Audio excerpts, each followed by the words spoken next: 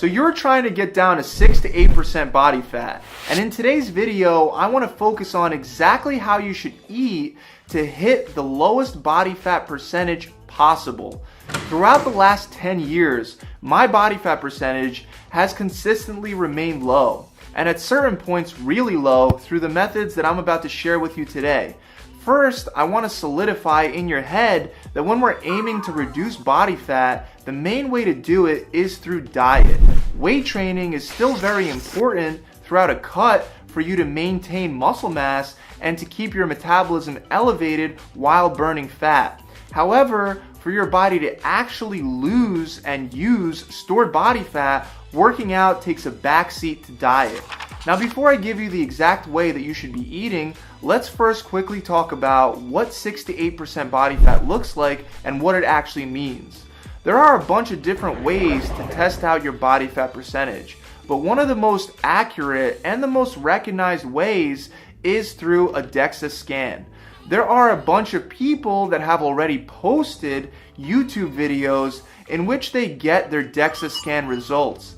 And I want to provide a side-by-side comparison so you can see how body fat percentages are, one, inaccurate, even on a Dexa scan, and two, they're kind of irrelevant. You'll see what I mean in this comparison. I'm going to compare Conor Macgregor, a UFC fighter, to Greg Gallagher, a popular intermittent fasting advocate, to Jamie Alderton, who's a natural bodybuilder.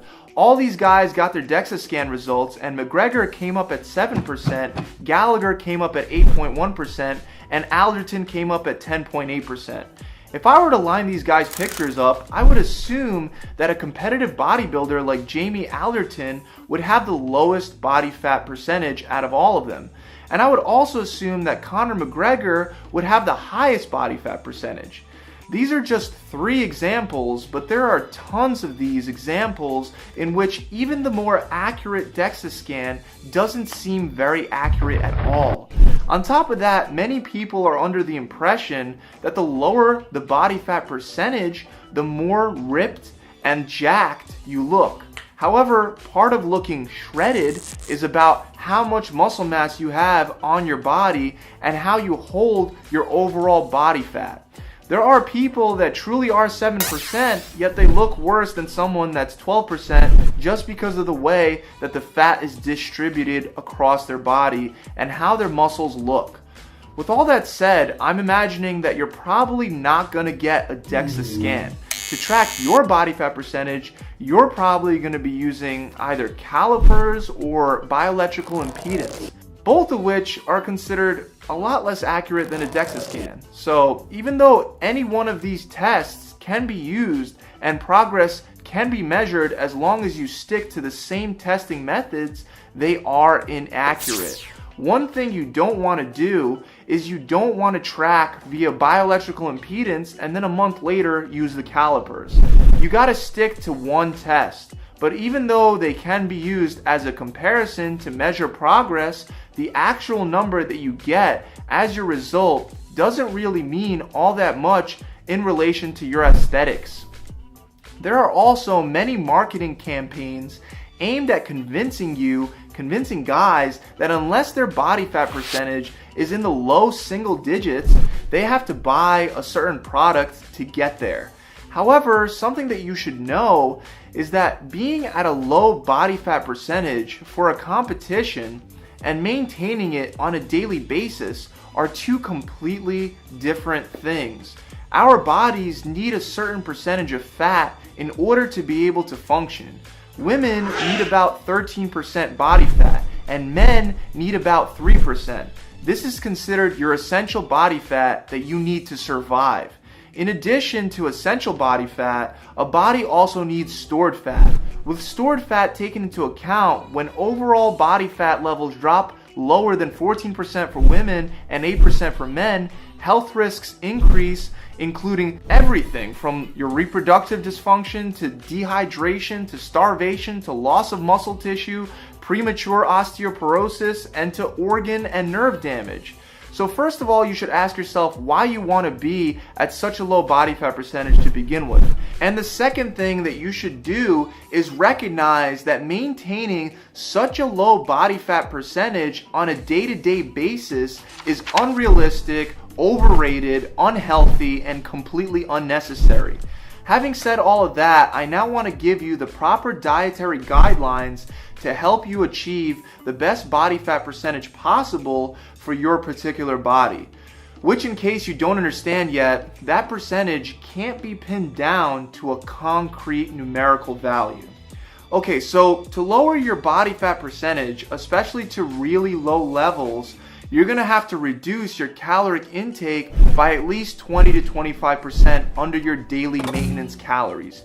You can calculate your daily maintenance calories with a calorie calculator, and I've left a link in the description for one of these calculators.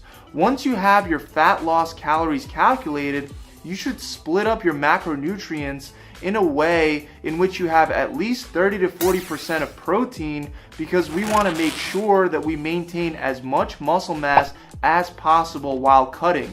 And then divide the leftover 60 to 70% between fats and carbs. I recommend keeping fats between 20 and 30% unless you're on a ketogenic plan. Also, I highly recommend that you weight train with heavy weight at least 2 to 3 times a week to maintain as much muscle as possible while cutting. By doing all this, you will definitely start losing fat. As you burn fat, your hunger will go up and your metabolism will slow down, which will definitely cause your fat loss to stall at some point.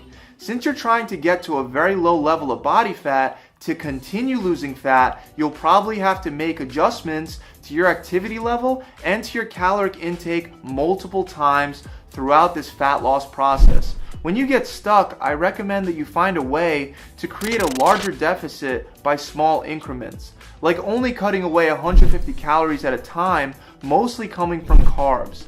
And again, you can create that deficit by increasing your activity level or cutting your calories further. Depending on how much fat you have on your body, to get to really low levels, it can take anywhere from 2 to 4 weeks all the way up to 6 months to years. It's highly dependent on your starting point and your consistency. You will be hungry and it's going to be a struggle because your body will naturally fight you throughout this process because it's going to be thinking, oh shit, I'm starving. So expect this to be challenging. Remember to focus more on how you look and feel rather than the irrelevant number. And remember that staying at very low body fat percentage levels all the time is not practical. That's it, guys. I really hope this video has helped you guys out. If you enjoyed this video, make sure you leave this video a thumbs up, comment below, and subscribe to this channel to see more tips and tricks just like this one. Thanks for watching. I'll see you guys next time. Pump it.